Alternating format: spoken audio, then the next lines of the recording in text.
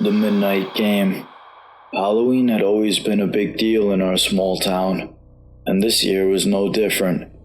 My friends and I had decided to make it extra special by challenging ourselves to a game rumored to be the most terrifying way to spend our Halloween night. The rules were simple, but a little strange. We each had to write our name on a piece of paper, then prick our fingers and let a drop of blood soak onto the paper.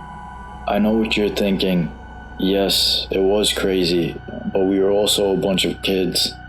The moment the clock struck midnight, we had to knock on the front door of an abandoned, crumbling house at the edge of town. Then, we were supposed to wait for a local legend called the Midnight Man to come to the door.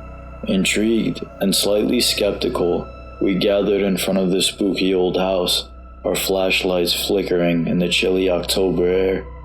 As the clock's hands aligned, we knocked in unison and quickly scattered into the darkness. For a while, it felt like an adrenaline-fueled game of hide and seek.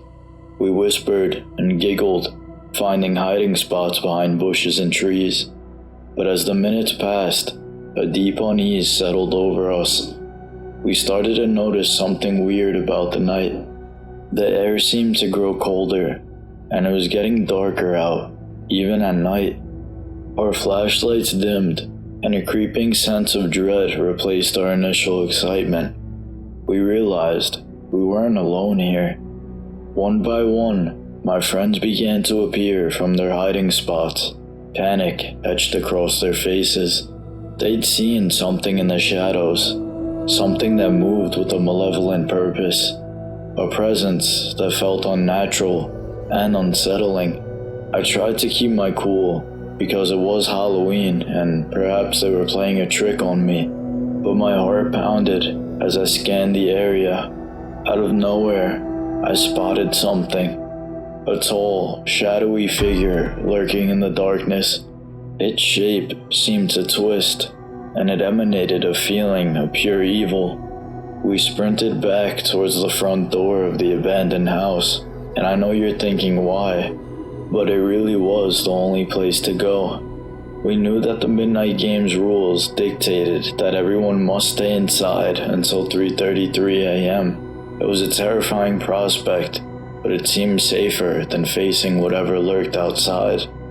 Once inside, we huddled together in a dimly lit, decaying living room. Our fear was palpable, and the air in the room felt charged. As the hours passed, our nerves started to go away. We could hear faint whispers and temperature even dropping farther.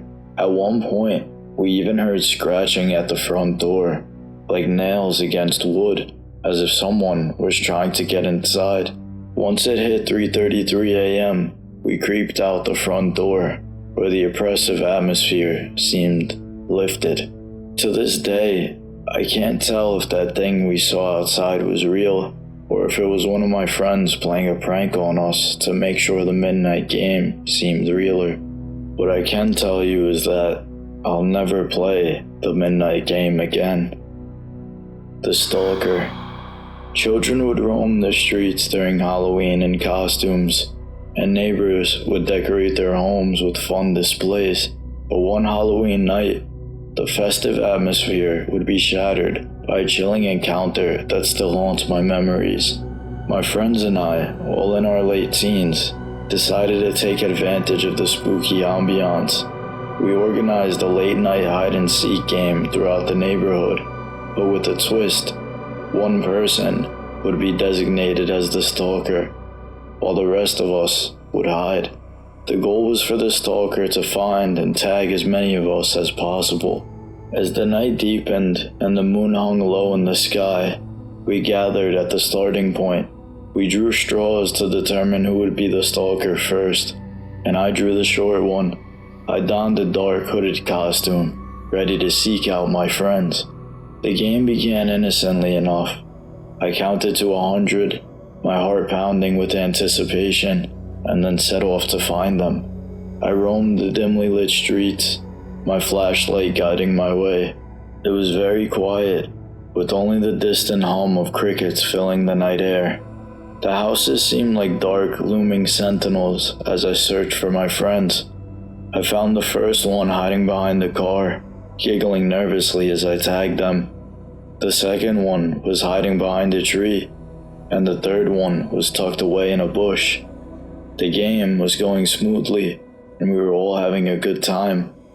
But as I continued my search, I felt an inexplicable sense of unease. It was as if I was being watched, and the joy of the game had given way to a creepy feeling. I turned off my flashlight, hoping to catch my friends by surprise, but the dark only intensified my fear. I heard faint footsteps, and they didn't belong to my friends. The footsteps were slow and deliberate, unlike the hurried steps of my friends trying to evade me. Panic surged through me as I realized there was someone else in the dark with me, someone who wasn't playing the game. I called out to my friends, telling them to come out, but my voice wavered with fear. They emerged from their hiding spots, sensing the change in the atmosphere, and we all gathered together. Beginning to make our way back to the starting point, we heard footsteps in the dark following us. Growing closer with each step, we quickened our pace, because the sense of being pursued by an unknown presence was overwhelming. We finally reached the starting point, rushing inside and locking the door behind us. Huddled together, we wondered who was stalking us. The rest of the night passed in fearful silence, and we didn't venture back outside. You always hear those stories on Halloween of kids being abducted, and we're glad that nothing like that happened, but it very easily could have been us. The disappearing trick-or-treaters. Every Halloween, my neighborhood would come alive with the laughter of children dressed in costumes, going door to door for candy. It was a tradition we all cherished, a night where the streets were safe and the sense of community was strong. I'd volunteered this Halloween to help with the community party held at our local park. The evening was filled with games, treats, and a costume contest that had kids excited. As night fell, the children, full of sugar and excitement, set off with their parents for the main event, trick-or-treating. I was stationed near the park's entrance, keeping an eye on the kids and helping direct any lost ones back to their parents. The street was buzzing with activity, and the porch lights of every house ablaze with a warm, welcoming glow.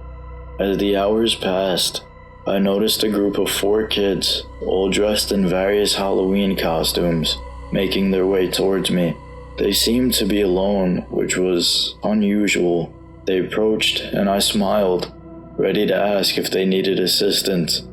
But something about them felt off. Their costumes were elaborate, almost too elaborate for kids their age.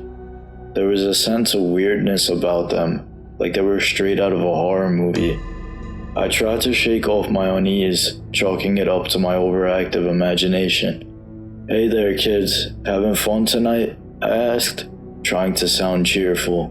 They didn't respond, but just stared at me with unblinking eyes.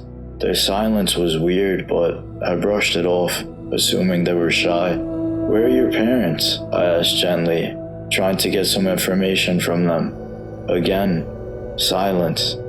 I began to feel increasingly uncomfortable, and I scanned the area for any sign of their guardians. There was no one in sight.